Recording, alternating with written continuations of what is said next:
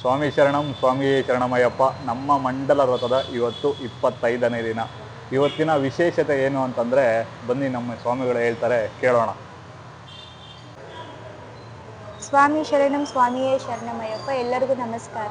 ನಮ್ಮ ಪತಿಸ್ವಾಮಿಗಳು ಅಯ್ಯಪ್ಪ ಮಾಲೆಯನ್ನು ಹಾಕಿದ್ದಾರೆ. ಅದರ ಬೆಂಬಲವಾಗಿ ನಾನು ಸಂಕಲ್ಪನೆ ಮಾಡಿದ್ದೇನೆ. ಆ ಸಂಕಲ್ಪ ಏನು ಅಂದರೆ, ಮಂಡಲ ಕಾಲ ಮುಗಿಯೋಕ್ಕೆ ಕೇವಲ 41 ದಿವಸ ಮಾತ್ರ ಉಳಿದಿದೆ. 41 ದಿನಗಳಲ್ಲಿ 41 ದೇವಸ್ಥಾನಗಳನ್ನು ಭೇಟಿ ಮಾಡಬೇಕೆಂದು ಸಂಕಲ್ಪ ಮಾಡಿದ್ದೇನೆ.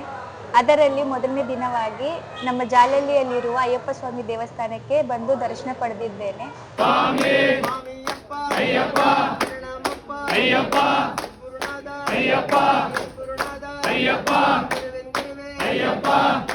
ಈ ದೇವಸ್ಥಾನ 1967ರಲ್ಲಿ ನಿರ್ಮಿಸಲಾಗಿದೆ.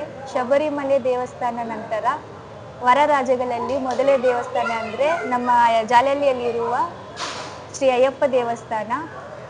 ಶಬರಿಮಲೆಯಲ್ಲಿ ಗರ್ಭಗುಡಿಯನ್ನು ಹೆಂಗೆ ನಿರ್ಮಿಸಿದರೆ ಅದೇ ತರಹ ಇಲ್ಲಿ ಸಹ ಗರ್ಭಗುಡಿಯನ್ನು ನಿರ್ಮಿಸಲಾಗಿದೆ.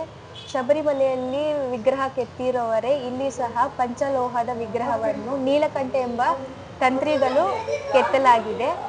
2004ರಲ್ಲಿ ಅಯ್ಯಪ್ಪ ಸ್ವಾಮಿ, ಗಣೇಶ ಸ್ವಾಮಿ ಮತ್ತು ದುರ್ಗಾದೇವಿಯ ವಿಗ್ರಹಗಳನ್ನು ಪ್ರತಿಷ್ಠಾಪನೆ ಮಾಡಲಾಗಿದೆ.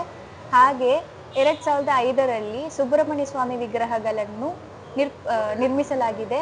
ಆನಂತರ 2006ರಲ್ಲಿ ನವಗ್ರಹಗಳು ಮತ್ತು ನಾಗದೇವತೆಗಳ ವಿಗ್ರಹಗಳನ್ನು ಪ್ರತಿಷ್ಠಾಪನೆ ಮಾಡಲಾಗಿದೆ. ಚಿಂತಿತಪ್ರದಂ ಶ್ರುತಿ ವಿಭೂಷಣಂ ಸಾಧು ಜೀವನಂ ಶ್ರುತಿ ಮನೋಹರಂ ಗೀತನಾದಸಂ ಹರಿಹರಾತ್ಮಜಂ ದೇವಮಾಶ್ರಯೇ. ಶರಣಮಯ್ಯಪ್ಪ ಸ್ವಾಮಿ ಶರಣಮಯ್ಯಪ್ಪ, ಶರಣಮಯ್ಯಪ್ಪ ಸ್ವಾಮಿ ಶರಣಮಯ್ಯಪ್ಪ.